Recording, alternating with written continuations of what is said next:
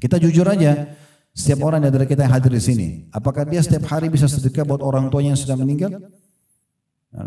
Belum tentu. Mungkin dia sedekah di saat dia ingat. Maka kenapa kita tidak bersedekah semasa kita hidup untuk diri kita sendiri? Yang kita bisa meraih pahalanya nanti. Terlebih lagi sudah kita sebutkan tadi, di antara manifestasinya adalah Allah akan ganti kok. Makin besar kita keluarkan, makin besar gantinya. Lalu apa yang membuat kita ragu?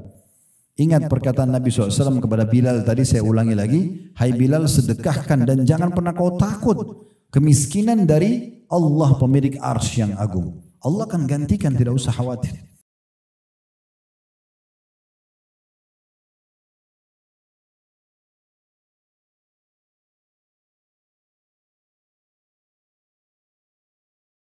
Assalamualaikum warahmatullahi wabarakatuh. Alhamdulillah, selalu saja kita memuji dan memuja Allah Subhanahu wa taala. Sebagai seorang muslim, kita sangat yakin bahwasanya dua rangkaian kata ini alhamdulillah adalah kalimat penghubung atau kata-kata penghubung antara kita dengan Sang Pencipta Allah. Allah telah menjadikannya sebagai kalimat syukur atau berterima kasih yang dengannya Allah janjikan dalam surah Ibrahim, la in syakartum la azidannakum wa la in kafartum inna adzabi lasyadid. Kalau kalian bersyukur berterima kasih pasti aku akan tambah, dan kalau kalian kufur siksaku sangat pedih. Baik teman-teman sekalian, melanjutkan seperti biasa sebulan sekali bedah buku kita, buku yang berjudul Keajaiban Sedekah dan Istighfar. Lalu di bawah ada tulisan kanker ganas sembuh lewat sedekah sungguh ajaib, yang ditulis oleh Hasan bin Ahmad bin Hasan Hammam. Dan kita sudah membahas kurang lebih 5 poin yang bisa kita dapatkan dari manifestasi kita terhadap sedekah. Jadi coba perbaikin persepsi-persepsi negatif kita tentang bersedekah ini. Yang pertama misalnya, kalau mengeluarkan sedekah di jalan Allah berarti harta kita berkurang. Seperti pemikiran para kapitalis, kalau punya uang 1 juta dikeluarkan 100.000, disumbangkan berarti berkurang 100.000. Dan berarti harta kita tinggal 900.000 saja. Islam benar-benar menepis masalah ini. Karena yang 100.000 itu adalah investasi kepada Sang Pencipta Allah yang Maha Kaya. Makanya Nabi SAW bersabda kepada Asma binti Abi Bakar radhiyallahu anhuma, la tuqi fat'ukillahu alaiki. Jangan pernah kau perhitungan dan khawatir untuk bersedekah di jalan Allah, maka Allah pun akan perhitungan denganmu. Justru itu bentuk investasi kita. Dan kalau investasi kepada Allah dipastikan akan diberikan berlipat-lipat ganda. Karena Allah tidak pernah memberikan angka 1 dengan 1 juga balasannya. Minimal 10 kali lipat, sebagaimana Allah kekalkan dalam Al-Quran, man ja'a bil hasanati falahu asyru amthaliha. Siapa yang datang mengerjakan 1 amal soleh saja, maka Allah akan lipat gandakan menjadi 10 kali lipat. Dalam sebuah riwayat Bukhari, amal-amal soleh itu bahkan bisa berlipat-lipat sampai 700 kali lipat. Tergantung daripada keikhlasan kita. Oleh karena itu, yang kita keluarkan harusnya kita fahami investasi kepada Allah. Dan investasi kepada Allah tidak akan mendatangkan justru kecuali berlipat ganda, ya, dikembalikannya rezeki tersebut kepada kita.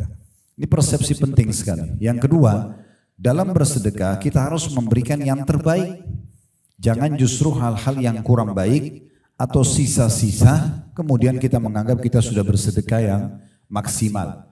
Makanya kita pernah bacakan di sini teman-teman sekalian, dan saya mengajak selalu ulangi ya, surah Al-Baqarah surah nomor 2 ayat 261 sampai 274. Nah, di antara potongan-potongan ayat dari 261 sampai 274 itu Allah memerintahkan kita untuk bersedekah dari thayyibat, yang baik-baik, makanan baik, baju yang masih baru atau bagus, ya, kendaraan, apa saja. Dan tidak usah lihat siapa yang menerima, tapi kita melihat kepada siapa kita sedang bermuamalah, yaitu kepada Allah Subhanahu wa taala.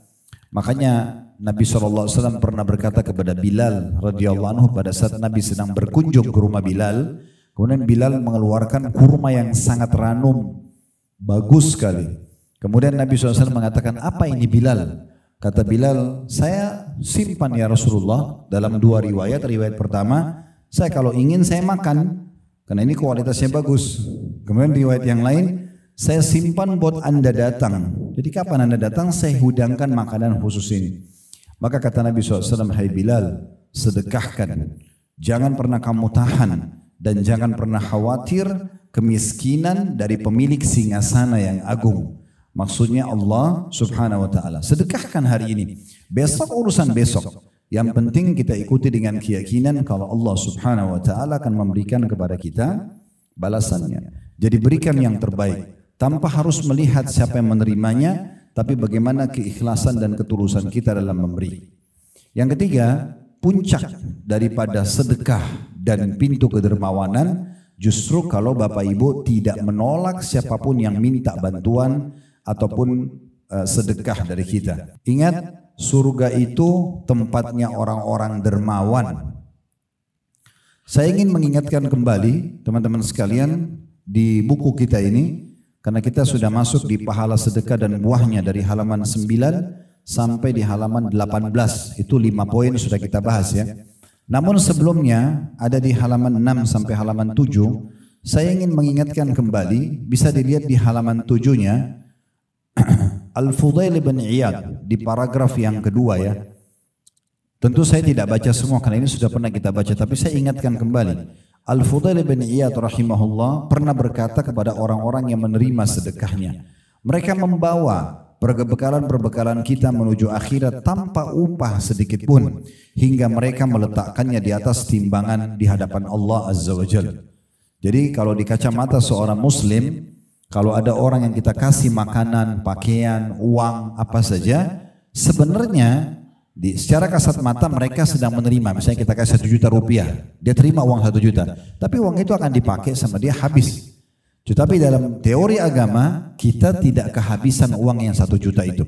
Justru itu dengan dia terima sedekah kita, maka dia akan membawa ketimbangan amal kita. Tanpa diupah. Kenapa dikatakan tanpa diupah? Karena uang yang dia ambil dipakai untuk kebutuhan dia dan habis.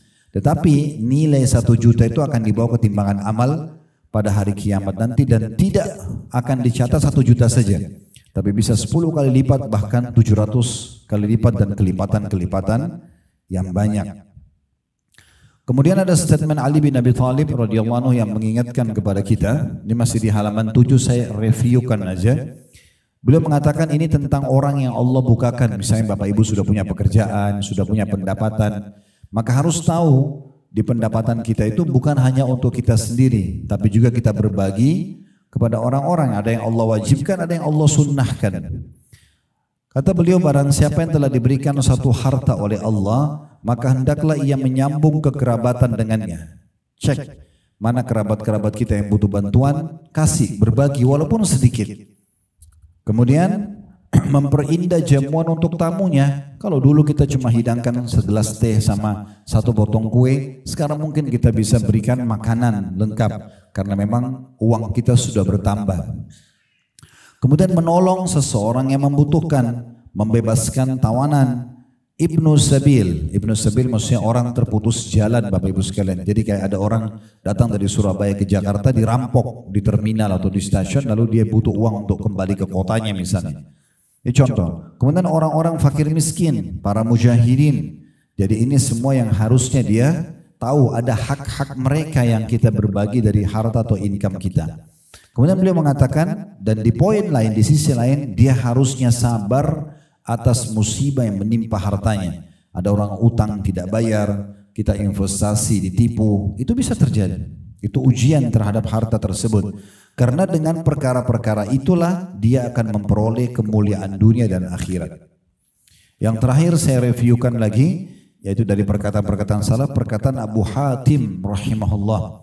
Di akhir paragraf di halaman 7, bakhil itu, pelit adalah sebuah pohon di neraka. Sedangkan ranting-rantingnya ada di dunia. Maka barang siapa yang bergelantungan pada salah satu dari ranting-ranting itu, niscaya ia akan menjerumuskannya ke dalam neraka.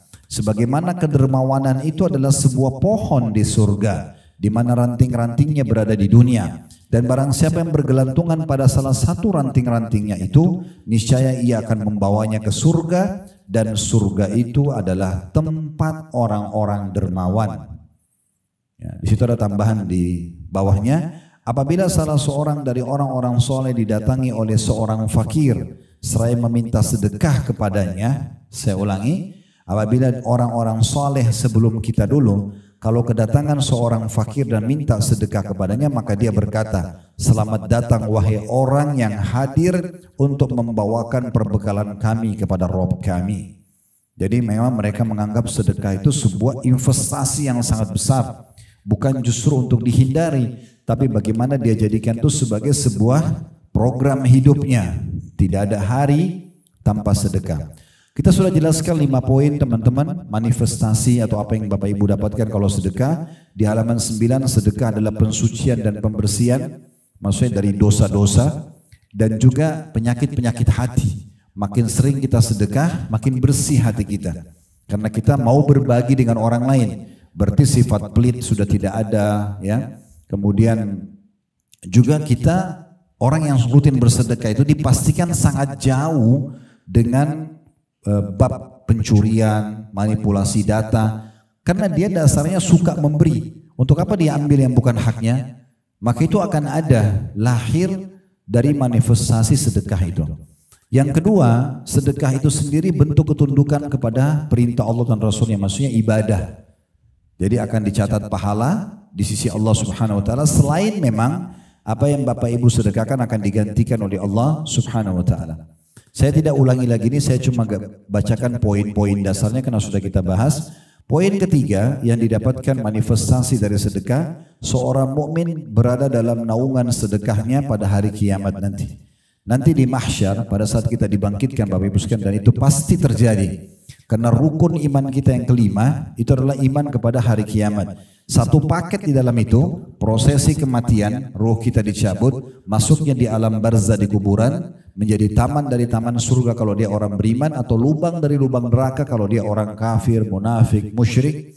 Kemudian akan ada kebangkitan di mahsyar, ditimbangan amal, ditimbang amal baik, amal buruk. Faman ya'mal mithqala dzarratin khairan yara. Siapa yang berbuat seperti biji sawi dari kebaikan akan diperlihatkan dan diberikan balasannya. Wa may ya'mal mithqala dzarratin syarran yara. Dan siapa yang berbuat seperti biji sawi dari keburukan pasti akan diperlihatkan dan diberikan hukumannya. Lalu kemudian surga bagi orang yang patuh dan neraka bagi orang yang membangkang. Nah, di sini kita perlu tahu di hari kiamat nanti di mahsyar itu akan ada orang-orang yang pada saat nunggu antrian di timbangan amal, mereka akan tenggelam dengan keringat mereka sendiri karena banyaknya dosa. Nah, salah satu pelindung yang bisa melindungi kita di akhirat nanti di mahsyar adalah sedekah. Ini sudah kita jelaskan dalilnya, bisa dibaca di halaman 12 sampai halaman 14.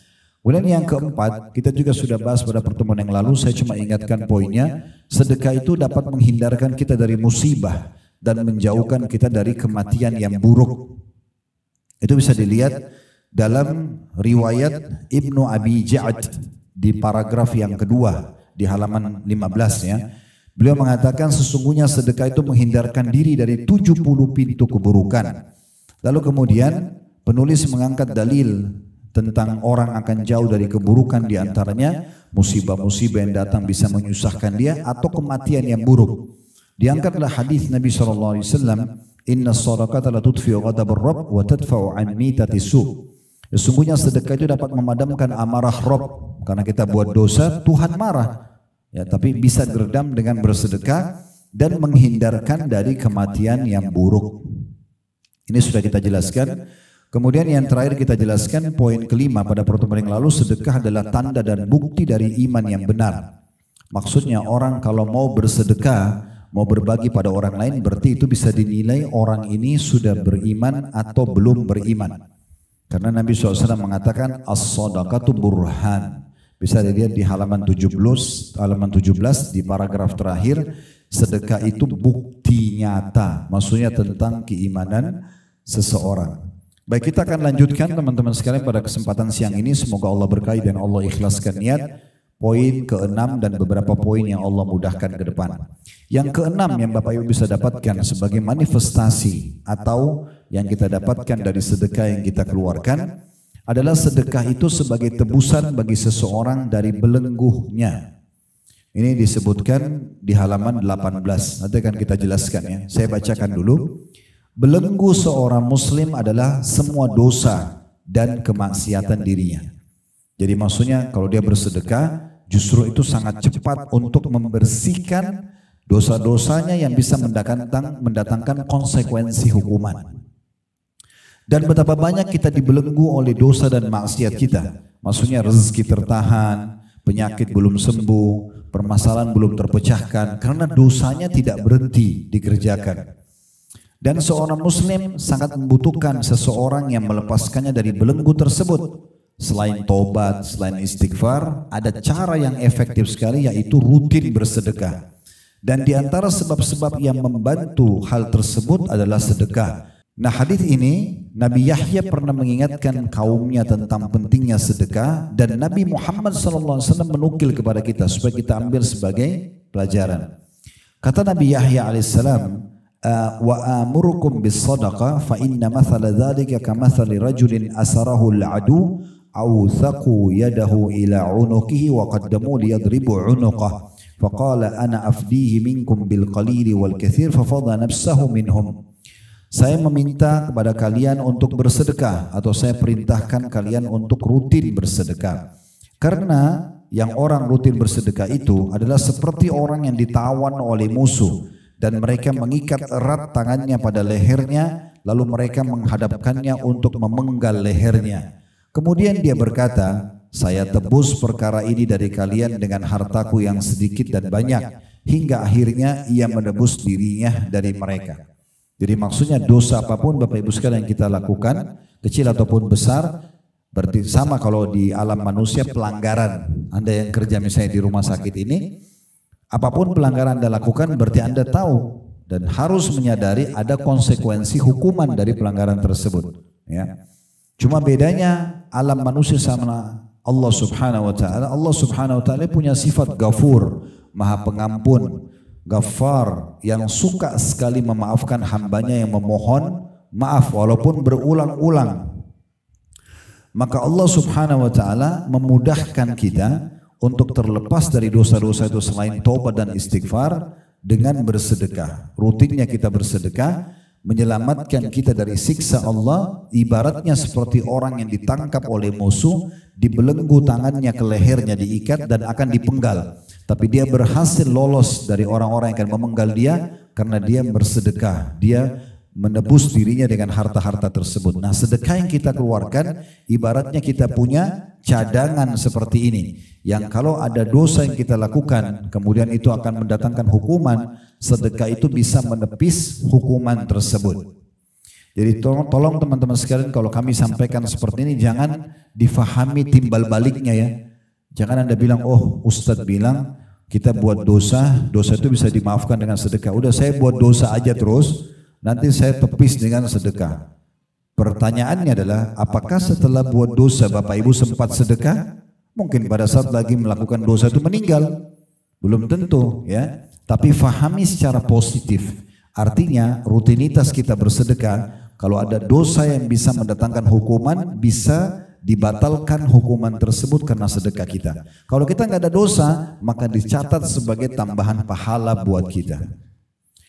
Di sini kata penulis, sesungguhnya Nabi SAW telah menyerupakan seorang pemberi sedekah seperti tawanan, lalu sedekah hadir untuk membebaskannya dari tawanan. Ibnu Qayyim rahimahullah seorang ulama berkata, menjelaskan tentang hadis tersebut, hal ini juga merupakan perkataan yang mana burhannya, bukti keimanan adalah keberadaannya dan dalilnya adalah kejadiannya. Karena sedekah itu memiliki pengaruh yang menakjubkan dalam hal menolak berbagai macam bencana, walaupun dari seorang yang jahat atau dari seorang yang berlaku zalim, bahkan dari seorang kafir. Karena Allah Ta'ala akan menolak darinya berbagai macam bencana dengan sedekah. Hal ini adalah suatu perkara yang telah dimaklumi di antara manusia, baik yang terpelajar maupun tidak. Maksudnya kasus sedekah ini bisa menepis dari ujian, itu juga termasuk terjadi pada orang-orang kafir. Walaupun mereka kalau meninggal dalam keadaan kafir tidak bisa selamat dari neraka, tapi selama di dunia Kalau dia dermawan, maka akan memudahkan dia keluar dari banyak permasalahan-permasalahan hidupnya. Makanya sahabat Nabi Abdullah bin Abbas radhiyallahu anhu pernah berkata, kalau aku melihat ada doa-doaku belum diterima oleh Allah, belum aku terima hasilnya dari doa itu, atau ada perkaraku belum terpecahkan, maka aku sengaja keluar mencari sumber-sumber sedekah, lalu aku bersedekah kayak orang miskin, ya, diberikan, dibantu, atau orang yang membutuhkan, berharap agar dengan sedekah itu Allah berikan jalan keluarnya. Jadi seperti itu mereka memahami sedekah tadi. Poin ketujuh yang Bapak Ibu bisa dapatkan sebagai manifestasi daripada sedekah itu adalah Allah Subhanahu wa taala memberikan ganti kepada yang memberi sedekah. Jaminan apapun yang Bapak Ibu keluarkan di jalan Allah, demi Allah pasti diganti. Tapi yang perlu kita garis bawahi, jangan Bapak Ibu patok balasan dan ganti dari Allah harus yang sama. Misalnya kita kasih makan kepada orang, kita juga dikasih makan. Kita kasih baju orang, kita juga dikasih baju. Kita kasih duit, kita juga akan dikasih duit. Enggak. Tapi kita masuk kepada hal yang lebih besar. Allah akan datangkan rezeki untuk kita. Dan rezeki ini mencakup semua yang dibutuhkan untuk roda kehidupan kita. Misalnya berfungsinya anggota tubuh kita dengan maksimal. Mungkin dengan Bapak Ibu memberikan sepotong roti kepada seorang yang miskin, Allah berikan Bapak Ibu kesehatan 1 tahun. Mungkin dengan sedekah di kotak amal masjid 10.000 rupiah, Allah berikan Anda keturunan, Allah berikan Anda kebahagiaan, tidak cekcok sama pasangan hidupnya beberapa waktu, ya. Misal itu contohnya. Jadi dia bisa mendatangkan banyak sekali manfaat-manfaat kepada kita. Allah Subhanahu wa taala berfirman, dan itu kekal dari 1400 tahun yang lalu sampai nanti menjelang hari kiamat, kalau semua yang disedekahkan di jalan Allah pasti diganti. Dalam surah Saba, surah nomor 34 ayat 39, ada di halaman 20 ya.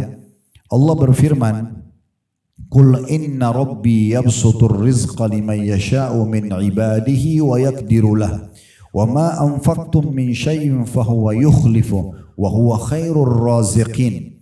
Katakan hai Muhammad, sesungguhnya Tuhanku melapangkan rezeki bagi siapa yang dikehendakinya di antara hamba-hambanya, dan menyempitkan bagi siapa yang dikehendakinya. Dan barang apa saja yang kamu nafkahi atau keluarkan di jalan Allah, sedekahkan, maka Allah akan menggantinya, dan dialah sebaik-baik pemberi rezeki. Maksudnya makna penutupan ayat ini, tidak usah khawatir. Jangan bilang, oh saya sekarang berikan orang ini bantuan 1 juta, atau saya berikan makanan kesukaan saya, atau baju kesukaan saya, nanti saya dapat gantinya sama enggak sih? Enggak, tidak usah khawatir. Allah akan berikan lebih daripada itu, yang di luar daripada jangkauan dan pikiran kita. Makanya Allah bilang, dan ketahuilah dia sebaik-baik pemberi rezeki. Jadi bukan balasan dari orang yang kita bantu, tapi langsung dari pemilik alam semesta ini, Allah Subhanahu wa ta'ala. Kata penulis, ini adalah sebuah kabar dari Allah Subhanahu wa ta'ala kepada para pemberi sedekah dan pemberi nafkah, bahwa Allah akan menggantinya untuk mereka. Dan siapakah yang lebih benar perkataannya daripada Allah? Kalau Bapak Ibu kerja di satu perusahaan dan yakin di akhir bulan akan terima gajinya, sementara pemilik perusahaan tersebut atau pimpinan perusahaan itu manusia biasa, dia bisa curang. Anda begitu yakin akan terima gaji, hanya karena dianggap dia orang baik atau dia jujur. Bagaimana dengan Allah Subhanahu wa ta'ala? Kenapa kita masih ragu dengan janji Allah? Padahal Allah mengatakan, wa man asdaqu minallahi qila. Siapakah yang lebih jujur dalam perkataan daripada Allah? Dan Allah juga mengatakan, innallaha la yukhliful mi'ad. Allah tidak akan pernah pungkiri janji-janjinya. Dalam sebuah hadis dari sahabat Abu Hurairah radhiyallahu anhu, beliau menyampaikan bahwasanya Nabi SAW bersabda, qala Allahu tabaraka wa ta'ala, Allah yang maha berkah dan maha tinggi telah berfirman, ya bna Adam, anfik unfik alaik. Wahai anak Adam, berinfaklah, ya, keluarkan sedekah, jangan ragu, berikan yang terbaik. Tepis semua bisikan syaitan yang membuat kita ragu untuk bersedekah. niscaya kata Allah, aku akan memberi rezeki kepada kalian. Keluarkan, aku akan kasih. Jadi ini yang sering saya ulangi dari awal kita bedah buku ini. Kapitalis mengatakan menabung pangkal kaya, sementara Islam mengatakan sedekah, keluarkan pangkal kaya. Ini tidak akan pernah ketemu. Karena kalau kapitalis nabung, tidak mungkin mereka sedekah. Bahkan mereka pelit. Tapi Islam mengatakan tidak, justru berikan. Maka kau akan mendapatkan gantinya. Juga dalam hadis, tentu hadis yang tadi saya bacakan itu, wahai anak Adam, berinfaklah kata Allah, aku akan memberi rezeki kalian. Itu ada footnote nomor 1 di bawah. Kalau dilihat di halaman 20 ada tulisan kecil HR, itu ringkasan dari hadis riwayat. HR itu hadis riwayat Muslim nomor 993. Lalu penulis mengangkat hadis yang lain yang berbunyi dari Abu Hurairah juga radhiyallahu anhu bahwa Rasulullah sallallahu alaihi wasallam bersabda, "Ma min yawmin yusbihul ibadu fihi illa wa malakani yanzilan, fayaqulu ahaduhuma Allahumma a'ti mumfikan khalafa wa yaqulu al-akharu Allahumma a'ti mumsikan talafa." Tidaklah suatu hari, kata bagi Nabi SAW, kayak hari ini kita lewat, ya, di mana seorang hamba memasuki paginya, melainkan pasti akan turun 2 malaikat. Salah seorang dari malaikat itu berkata, ya Allah, berilah ganti dalam kurung rezeki kepada orang yang berinfak. Kemudian yang lain berkata, ya Allah, berikanlah kebinasaan kepada orang yang kikir. Ada footnote nomor 1 juga di situ, di bawah kecil tulisannya HR hadis riwayat Al-Bukhari nomor 1442 dan riwayat Muslim nomor 1010. Riwayat ini memberikan gambaran kepada kita, bukan hanya Allah janjikan kalau Allah akan ganti seperti dalam surah Saba tadi, surah nomor 34 ayat 39, tetapi juga Allah pastikan ditambah dan menguatkan dengan Allah turunkan khusus malaikat 2 orang. Yang satu setiap hari mendoakan siapapun yang berinfak agar diganti rezeki yang melimpah. Yang satu mengatakan atau mendoakan kebinasaan bagi orang yang pelit, tidak mau berbagi kepada orang yang membutuhkan. Ya. Dan ini berlaku sepanjang hari ya. Berlaku Anda berinfak di pagi hari kah, di siang hari kah, di sore hari kah. Doa malaikat ini berlaku pada orang yang berinfak seharian penuh. Besok Allah turunkan malaikat berdoa lagi. Siapa yang berinfak besok seharian penuh juga malaikat mendoakan kelapangan rezeki bagi yang sedekah dan kebinasaan bagi orang yang pelit. Nah, jadi hati-hati, pelit itu bagian daripada dosa besar. Jadi bagaimana kita menepis bisikan syaitan itu dengan menanamkan keyakinan dalam hati kita kalau Allah yang perintahkan, Raja dan pencipta dan pemilik alam semesta ini yang maha kaya, tidak akan pernah habis ya, kemahakayaannya ya, atau kepemilikannya, itu yang telah memerintahkan kita untuk sedekah. Maka enggak usah khawatir. Imam An-Nawawi rahimahullah berkata, seraya menanggapi hadis di atas, para ulama berkata, infak tersebut adalah dalam ketaatan, akhlak-akhlak yang terpuji untuk keluarga dan tamu, sedekah-sedekah dan sebagainya yang tidak tercela dan tidak berlebihan. Sedangkan menahan dari infak yang tercela adalah menahan dari hal-hal tersebut. Maksudnya, sudah kita bahas tadi panjang lebar tentang keutamaan sedekah, tapi ingat ada batasannya. Sedekah yang kita keluarkan untuk kebaikan. Jadi tidak masuk dalam masalah ini kalau misalnya ada orang traktir temannya untuk berzina. Dia sama-sama ke hotel, dia bilang sama temannya, saya bayarin buat kamu. Kamar hotelnya, naudzubillah pelacurnya, ini bukan infak yang dimasukkan. Harus infak itu pada ketaatan. Untuk masjid, rumah anak yatim, bantu keluarga susah, bayarin utang orang, bayarin listriknya masjid, atau apalah yang baik-baik. Nah itu saja yang masuk dalam bahasan ini tentunya. Ada satu statement yang menarik dari Ibnu Hajar rahimahullah. Lihat paragraf setelahnya di halaman 21. Tentang pernyataan Nabi SAW, doa malaikat, ya Allah berikanlah kebinasaan kepada orang yang kikir. Kan tadi 2 malaikat, yang satu doain supaya lapangkan rezeki dan gantikan orang yang berinfak, yang satu mengatakan binasakan orang yang pelit. Ibnu Hajar mengatakan, yang dimaksud dengan doa malaikat ini, binasakanlah orang yang pelit, adalah berdoa untuk kehancuran mengandung 2 makna. Makna hancurnya harta itu sendiri yang dimiliki oleh orang pelit, dan hancurnya jiwa orang tersebut, rusak jiwanya, Kalau orang suka pelit, rusak jiwanya. Kita akan temukan hilang cahaya keimanan dari wajahnya, ya, hatinya jadi keras karena selalu pelit. Dan umumnya orang yang pelit itu emosional. Tapi kalau orang yang dermawan itu tidak emosi. Karena dasarnya hatinya sudah bersih, suka memberi. Dia mau marah kenapa? Orang marah itu biasanya justru orang karena terbiasa dengan pelit. Maka dia selalu merasa harus saya yang mendapatkan, orang lain tidak. Harus orang lain minta maaf, saya nggak perlu minta maaf. Itu semua dimulai dari sifat pelit. Maka menyebar kemana-mana. Ingat, perbuatan baik Bapak Ibu sekalian punya saudara-saudara dari kebaikan. Bapak Ibu jujur, akan datang itu amanah, akan datang tanggung jawab, itu sepupunya semuanya. Dan kalau orang terbiasa membuka pintu bohong, akan datang khianat, akan datang ingkar janji, itu sudah satu paket. Anda biasa bergaul dan bergerak di masjid, sholat di masjid, ikut majelis ta'lim, pasti lingkungan Anda orang-orang seperti itu juga. Kalau kita ke diskotik, ke bar, judi, maka lingkungan kita juga seperti itu. Ini ke surga, ini ke neraka. Itu sudah jelas. Maka kalau kita buka pintu kedermawanan ini, akan terbuka banyak pintu kebaikan yang lain. Ya, tadi saya bilang kalau kita jujur akan keluar amanah, akan keluar tanggung jawab, ya, akan keluar kedermawanan dan seterusnya. Kemudian selanjutnya kata penulis, malaikat tersebut berdoa agar orang yang kikir ditimpa keburukan dengan kebinasaan dirinya. Na'udzubillah, kata beliau. Dan betapa banyak di antara kita yang menjerumuskan dirinya ke dalam mara bahaya bagi tubuh dan jiwanya. Hal ini terkadang disebabkan oleh kebakhilan dirinya dan ketidakmauan dirinya untuk bersedekah. Ketahuilah bahwa doa malaikat itu tidaklah akan, ya, berlaku begitu saja, maka hati-hatilah. Berlalu begitu saja, maka berhati-hatilah.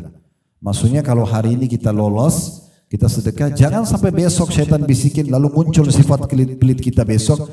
Berarti kemarin kita lolos dari doa malaikat kehancuran, besok kita bisa kena kalau kita pelit. Maka kedermawanan itu harus dipupuk seterusnya sampai kita meninggal. Jadikan itu sebagai kecintaan. Subhanallah, orang yang dermawan itu suka memberi, pasti mukanya suka senyum. Pasti juga dia tidak mudah emosional, tadi saya bilang. Banyak sekali kelebihan-kelebihan yang lain. Dan akan mendatangkan sifat-sifat lain, jujur, tanggung jawab, amanah dan seterusnya. Ya, orang yang pelit itu pasti akan berpengaruh pada lisannya yang kasar, memarah-marahin orang. Ya, kemudian lahir sifat-sifat yang lain, mulai bohong. Saya nggak punya uang kok, padahal dia punya uang. Ya, dia bohong hanya karena pelitnya. Kalau dia dermawan, tidak mungkin dia bohong, dia akan kasih. Bahkan kaum salafus saleh sangat gembira dengan orang yang datang kalau minta bantuan. Tadi sudah saya sebutkan. Sebagian salaf itu tadi di halaman berapa? 8 atau 9 tadi saya bacakan. Mereka kalau kedatangan orang yang minta sedekah, mereka bilang selamat datang sambil senyum. Orang-orang yang akan membawa amal-amal kami ketimbangan amal kami tanpa upah sedikit pun. Tinggal 2 poin manifestasi yang dituliskan oleh penulis apa yang Bapak Ibu dapatkan kalau kita bersedekah. Yang ke-8, pahala sedekah tidaklah terputus di saat itu saja, ya, dari pemberinya, tapi akan berlanjut, ya, setelah kematian. Kata penulis, ketika kehidupan seorang manusia telah habis di dunia ini dan ajal menghampirinya, batas waktu umurnya sudah ditentukan, sudah sampai, lalu dia pergi menghadap Tuhannya sebagai seorang mayit dikubur di kuburan untuk diperhitungkan segala perbuatan yang telah dia lakukan. Di saat itulah seseorang manusia sangat membutuhkan amalan-amalan soleh yang menyelamatkannya dari siksaan Allah Azza wa Jalla. Dan di antara amal-amal soleh tersebut yang tidak terputus pahalanya dari seseorang mayit setelah kematiannya adalah sedekah. Kan kita misal contoh Bapak Ibu sekalian, kalau solat itu hanya kita yang boleh kerjakan. Tidak ada solat bisa diwakilkan, ya enggak? Sekarang kita selama hidup kita solat, ya kita beruntung. Tahu kita meninggal, nggak ada ceritanya anak kita solat buat kita. Misalnya dia solat duhur, lalu dia tambah lagi duhur 1 buat orang tua sudah meninggal. Nggak ada dalam syariat Allah itu. Ya, begitu juga dengan puasanya. Kecuali mayit itu punya utang puasa Ramadan, dia harusnya membayar tapi meninggal sebelum dia membayarnya, itu walinya membayar. Tapi utang yang seperti itu, selebihnya tahun-tahun ke depan sudah tidak punya utang, nggak ada lagi ahli warisnya bisa puasakan buat dia, misal contoh. Tapi ada beberapa jenis ibadah yang bisa tetap berjalan bagi si mayit. Ya. Seperti misalnya sedekah. Ada yang di sini kita bagi dua ya. Ada yang bisa dia dapat pahala dari perbuatan orang lain, seperti haji dan umroh. Kalau kita sudah meninggal, lalu ada ahli waris kita membadalkan haji dan umroh. Mereka kerjakan haji umroh buat kita sampai. Tapi ini paling sekali dua kali ahli waris kita kerjakan ya. Dan harus dia yang mengerjakannya. Maksudnya dia yang bersedekah dengan uang atau dia yang langsung mengeksekusinya. Tapi ada yang tidak butuh orang lain. Itulah sedekah. Kalau sedekah yang Bapak Ibu keluarkan, apalagi sedekahnya jariah.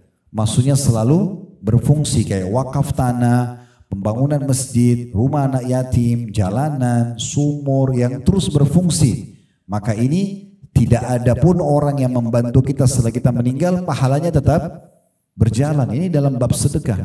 Ya. Oleh karena itu teman-teman, kalau ada kotak amal di pinggir jalan, ada renovasi masjid, jangan lewat begitu saja. Segera berikan, karena itu sedekah jariah. Uang itu digabungin sama uang-uang lain, walaupun Bapak Ibu cuma nyumbang 1.000, 2.000 rupiah saja, diberikan, digabungkan, diberikan semen, direnovasi dalam masjid tersebut atau dibangun, Anda akan dapat pahalanya. Sampai kata Nabi SAW, siapapun yang membangun rumah Allah di muka bumi sebesar sarang burung untuk bertelur kecil, ya, maka Allah akan bangunkan baginya istana di surga. Nah, sedekah ini salah satu pintu yang luar biasa. Setelah kita meninggal, walaupun ahli waris kita tidak bersedekah buat kita atau tidak mengerjakan amal lagi buat kita, sedekah yang sudah kita lakukan semasa hidup, terutama di wakaf-wakaf ya, atau suatu fasilitas dipakai terus-menerus, maka itu akan menjadi sedekah jariah yang berjalan terus. Tidak asing lagi hadis Nabi SAW diriwayatkan oleh Imam Muslim, di mana beliau bersabda, "Idza mata ibnu Adam inqata 'amalu illa min thalath, shadaqatin jariyah aw 'ilmin yuntafa'u bihi aw waladin salihin yad'u lah." Apabila anak cucu Adam meninggal dunia, maka terputuslah segala pahala amal perbuatannya. Maksudnya yang bisa dia kerjakan. Dan dia sudah mati, dia nggak bisa lagi sholat, nggak bisa lagi puasa, nggak bisa lagi baca Quran. Kata Nabi SAW, kecuali 3 sumber. Sudah sumber ini pasti mengalir terus. Yang pertama adalah sedekah jariah. Jariah artinya yang berjalan terus, dipakai terus. Ya tadi saya bilang pembangunan masjid, rumah anak yatim, jalanan, sumur yang digali dipakai dan seterusnya. Percetakan buku yang dibagi, ya, atau Anda menulis karya ilmiah yang terus dibaca setelah Anda meninggal. Kemudian yang kedua, ilmun yuntafa'u bihi, ilmu yang bermanfaat. Puncaknya ilmu agama. Itulah manfaatnya Bapak Ibu belajar ilmu agama. Setelah faham, praktekkan dalam hidup kita, kemudian tulis, tuangkan dalam bentuk tulisan biar disebarluaskan. Itu ilmu bermanfaat. Orang akan pelajari dan orang amalkan, maka selama itu diamalkan akan menjadi pahala buat kita. Kemudian yang terakhir yang kita bahas di poin ke-9.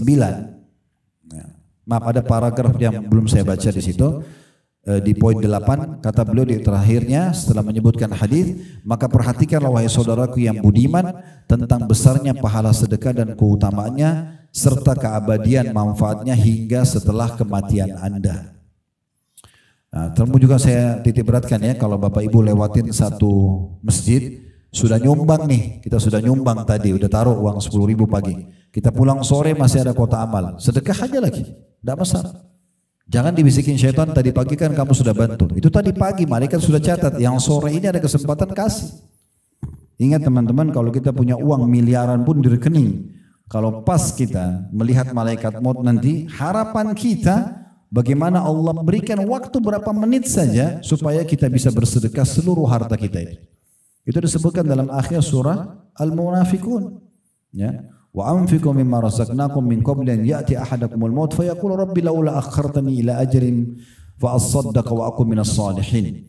Ya, kalau janganlah bersedekahlah kalian ya. Jangan sampai datang ajal kepada seseorang terkadang lalu dia berkata pada saat lihat malaikat maut, ya Allah terlambatkanlah umurku, beri aku jenjang jedah waktu beberapa menit saja ke depan agar aku bisa bersedekah seluruh hartaku itu dan aku termasuk orang-orang saleh. Tapi apa yang Allah bilang? Walan yuakhirallahu nafsan idza jaa ajaluha. Allah tidak akan mungkin melambatkan kalau ajal seseorang sudah datang, sudah telat. Mumpung masih hidup, sedekahkan ya, dan Anda yang bisa mengeluarkan itu. Jangan pernah menghayal teman-teman, walaupun bisa terjadi. Kalau kita meninggal nanti ahli waris saya akan sedekah buat saya kok. Belum tentu. Bisa saja mereka lupa, bisa saja mereka lalai. Ataupun kalau mereka sedekah mungkin mereka tidak rutinkan. Kita jujur aja, setiap orang dari kita yang hadir di sini, apakah dia setiap hari bisa sedekah buat orang tuanya yang sudah meninggal? Belum tentu. Mungkin dia sedekah di saat dia ingat. Maka kenapa kita tidak bersedekah semasa kita hidup untuk diri kita sendiri? Yang kita bisa meraih pahalanya nanti. Terlebih lagi sudah kita sebutkan tadi, di antara manifestasinya adalah Allah akan ganti kok. Makin besar kita keluarkan, makin besar gantinya. Lalu apa yang membuat kita ragu? Ingat perkataan Nabi SAW kepada Bilal tadi, saya ulangi lagi. Hai Bilal, sedekahkan dan jangan pernah kau takut kemiskinan dari Allah pemilik arsy yang agung. Allah akan gantikan, tidak usah khawatir. Baik, kita akan tutup teman-teman sekalian dengan bab setelahnya. Baru setelah ini kita buka pertanyaan insyaAllah. Tentang petunjuk Nabi SAW berhubungan dengan sedekah di halaman 24 sampai halaman 26. Nanti ke depannya insyaAllah kita akan lanjutkan dengan beberapa contoh riwayat tentang para pemberi sedekah dan infak ya. Jadi artinya ke depannya itu cuma kisah-kisah tentang bagaimana para salafus saleh dalam bersedekah. Tapi kisah-kisahnya sangat unik. Sekarang kita baca tentang petunjuk Nabi SAW berhubungan dengan sedekah. Di halaman 24 kata penulis, adapun petunjuk Nabi SAW tentang sedekah, maka apa yang diungkapkan oleh Ibnu Qayyim, ini nama seorang ulama rahimahullah, tentang hal tersebut sangat indah sekali. Di mana beliau berkata, Rasulullah SAW adalah orang yang paling banyak bersedekah dengan apapun yang dimilikinya. Makanan, pakaian, apa saja, semua disedekahkan. Tidaklah beliau meminta banyak apa yang diberikan Allah untuknya dan tidak juga memandang sedikit pemberiannya itu. Dan tidaklah seseorang meminta kepadanya sesuatu yang ada padanya, baik sedikit maupun banyak, kecuali beliau memberikannya. Jadi yang kita harus tangkap di poin ini, seringkali syaitan teman-teman, kalau kita lagi ada kesempatan untuk bersedekah, menakut-nakuti kita. Seakan-akan kalau kita kasih, saya mau makan apa? Nanti uang saya habis dong, dan seterusnya. Ini syaitan. Baca a'udzubillahi minasyaitonirrajim. Segera lawan itu dan bersedekah. Yakinlah kepada Allah yang Maha Kaya, karena Dia memerintahkan kita akan menggantikan. Ngiang-ngiangkan selalu tadi yang sudah kita bacakan surah Saba, surah nomor 34 ayat 39 potongan ayatnya, wa ma anfaqtum min syai'in fahuwa yukhlifu. Apapun yang kalian infakkan di jalan Allah pasti Dia akan ganti. Tidak usah khawatir, keluarkan lalu tinggalkan sudah. Ya. Berharap balasan dari Allah Subhanahu wa taala. Dan itu yang dilakukan oleh Nabi SAW. Beliau selalu bersedekah dan tidak mau menolak orang yang meminta bantuan. Karena tidak penting teman-teman melihat siapa yang minta bantuan. Yang penting adalah sedekahnya, ibadah yang sedang kita lakukan. Kalau kita selalu mau menilai, oh orang ini sudah pernah minta, untuk apa saya kasih lagi? Maka berarti kita akan memilih-milih orang. Kalau kebetulan di sekitar rumah kita sudah pernah kita bantu semuanya, lalu Anda berhenti bersedekah, kan tidak mungkin.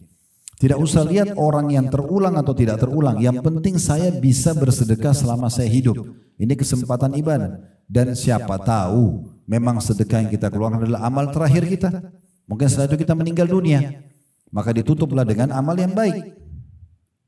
Saya kembali melanjutkan perkataan Ibnu Qayyim. Beliau mengatakan, ya, Nabi SAW tidaklah menolak siapapun yang minta kepada beliau. Pemberian beliau itu adalah pemberian seseorang yang tidak takut akan kemiskinan.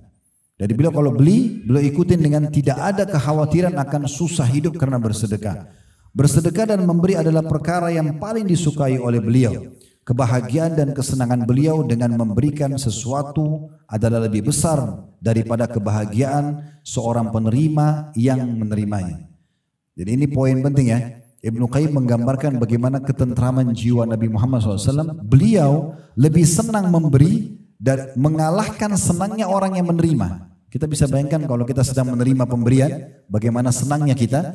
Nah, Nabi SAW menanamkan dalam diri beliau kebalikannya. Beliau tanamkan lebih senang dirinya karena bisa membantu dan memberi daripada orang yang menerimanya. Ini sebuah poin yang luar biasa. Mengajarkan kepada kita bagaimana puncak kedermawanan yang sebenarnya. Justru kita senang kepada orang yang bisa kita beri. Bahkan kita lebih senang dalam memberi sedekah daripada orang yang menerima sedekah. Ada ungkapan di antara jemaah-jemaah kami, subhanallah, yang Allah bukain rezeki mungkin sudah tidak ada batas uang mereka. Sampai mengatakan, Ustaz, setelah saya amalkan bab sedekah ini, saya seperti orang yang ketagihan dengan sedekah. Karena betul-betul depan mata saya keluarkan sekian, datang berlipat-lipat gantinya. Dan saya pernah tes, saya berikan lebih besar lagi datang. Dan begitu seterusnya. Tinggal bagaimana diikuti dengan keyakinan dalam hati dan tidak boleh sama sekali ada keraguan.